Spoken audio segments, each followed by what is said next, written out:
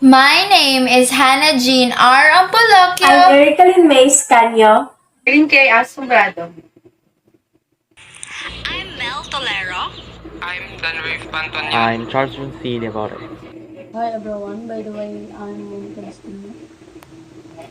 Hello, everyone.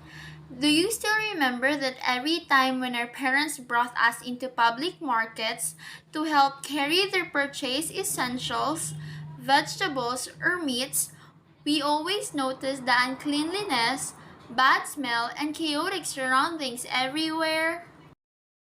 It is because vendors are too busy to care about their waste that cause unnecessary or stinky odor throughout the market that might later affect our health, both the vendors, consumers, and working people in the market. A great example is that it can trigger asthmatic people and some allergies when our feet is submerged in a contaminated water in the wet market.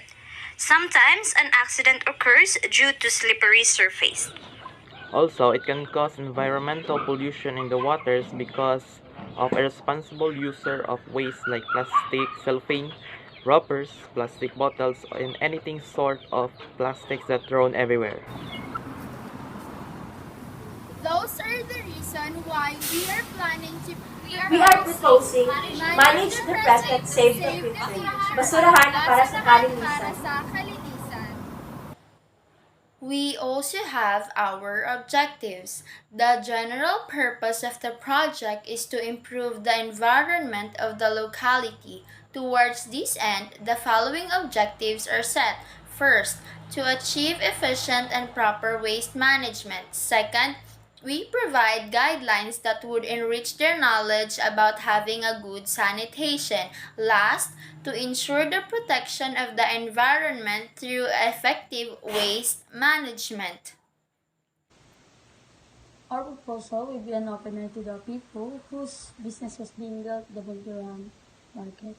So to be aware about the hazards of having an organized establishment of the Bulgarian market, Through our proposal, it would at least minimize the amount of garbage that is thrown away everywhere in the market. Moreover, it could have developed discipline towards the people. Nowadays, the type of public market in our community is missing and lack for waste management. That led to a kind of dirty surroundings and strong stinky smell of meats in the public markets.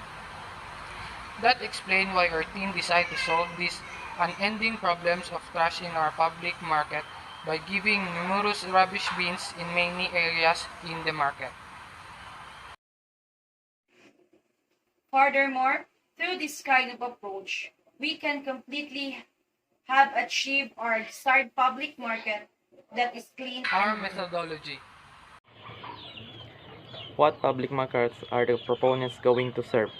We are gonna serving the Bangsuran market. For the preparation of the garbage bins, it will be done 3 to 4 weeks prior to the distribution.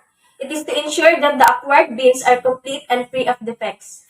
All rubbish bins are organized and placed at one of the students' homes that is closest to the local retailers for an easy delivery.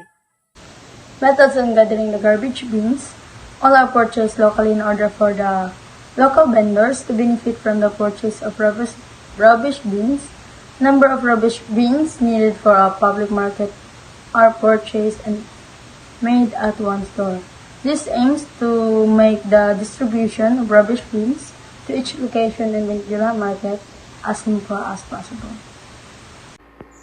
Assigning group for specific locations. The students chose to divide the rubbish bins separately a week before distribution. The group is made up of 8 people who were divided into 2 categories. In addition, to the extent of the area and totality of Bangkerohan market, each of the contiguous areas of Bangkerohan will also be divided into 2 for distributing the designated rubbish bins in the public market. As a result, the distribution will not take much time and will greatly expedite the work. Distribution of the garbage bins. We are still dealing with the pandemic and all of the students has their own works. Hence, distributing the rubbish bins were difficult. But in order to make all of this happen, we made sure that both we and our parents signed a legal written agreement agreeing to perform this endeavor. We followed the typical COVID approach of maintaining social distance and wearing masks at all times. We also made sure to distribute the dumpster on our days off to avoid falling behind on our responsibilities. So now I am gonna be discussing to you our funding sources.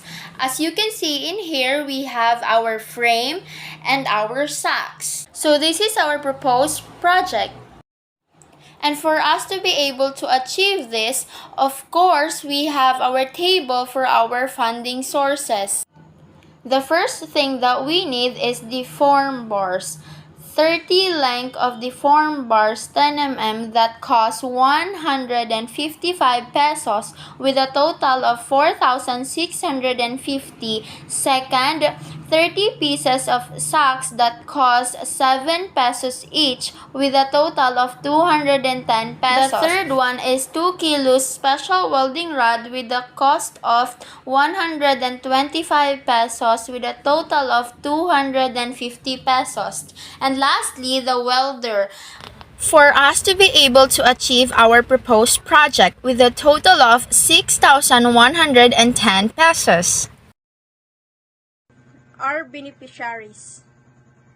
First beneficiary is the Environment Waste Management and Public Market can assist the environment because it helps to improve environmental protection and to reduce environmental risk. Proper waste management will help in the prevention of major flooding and garbage blockage in our public market. Our second beneficiaries are the vendors. Managing the waste effectively will benefit to the business in public market directly. It will boost their business image for being environmentally aware.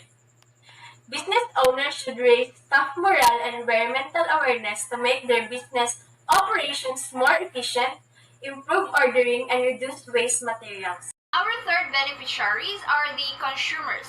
As a result of enhanced waste management in our public marketplaces, customers may experience fewer slips, trips, and falls.